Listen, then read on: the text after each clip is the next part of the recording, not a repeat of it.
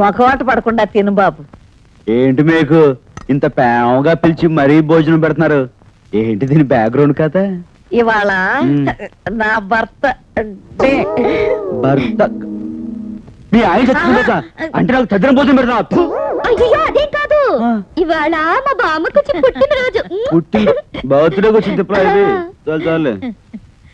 నిన్ను చూస్తుంటే చూద్దంటే నీలో మా ఆయన కనపడుతున్నాడు. ఏంటి రాంగ్ మూమెంట్ ఎత్తనా? మూతి మూకుడైపోద్దామనుకున్నావా?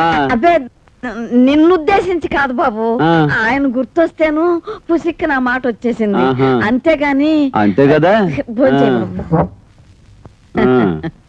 బాబు నిజంగా నిజం చెప్తావా? నిన్నొకటి అడుగుతాను. అడుక్కో. నువ్వు లడ్డెట్టుకో. బాబు ఈ ఊరు నువ్వు ఎందుకు వచ్చావు? నీకు ఆకులు నీ మనరాలకు పువ్వులు అమ్ముదామని వచ్చా. అవును, నువ్వు ఇంట్లోకి అద్దెకి దిగినప్పుడు ఉద్యోగం కోసం వచ్చానన్నావు కదా. రోజా అడగనివ్వండి. ఉద్యోగం కోసం వచ్చాను. ఇప్పుడు ఏమైందంట? అందులో కాస్త నూనె వేసుకుని ఒడియాలేపుకో. నీ అడ్రస్ బట్ట బయలైంది. నువ్వెవరో నాకు తెలిసిపోయింది. మీ అమ్మ పేరు తులసమ్మ, మీ చెల్లెలు సుమతి, మీ తమ్ముడు సూర్య. మాది జనికల గోత్రం, మా ఊరు చీరాల. ఇప్పుడు ఏంటంట? చాలా ఇంకేమైనా కావాలా? ఇక నువ్వేం చెప్పక్కర్లేదు లేవయ్యా. నువ్వేమిటో నీ బతుకేమిటో నీ టంకు పెట్టే చెప్పింది. నేను లేకుండా చూసి నా పెట్టి తెరిచి నా వివరాలు తీసుకుంటారా? నిన్ను నీ మనవాళ్ళని పొడగలు పెట్టా మీ దొంగ బుద్ధి పోదు. వాళ్ళు దొంగలేనండి, కడుపు కక్కుర్తి దొంగలు.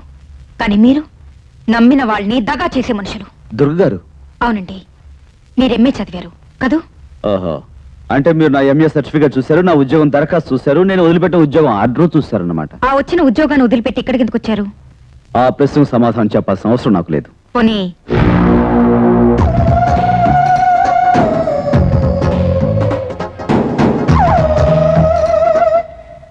దీనికి సమాధానం చెప్పగలరా? ఇది నాదే, కానీ ఆత్మరక్షణ కోసం మాత్రం కాదు. అంటే వివరాలు తెలిసే రోజు దగ్గరలోనే ఉంది.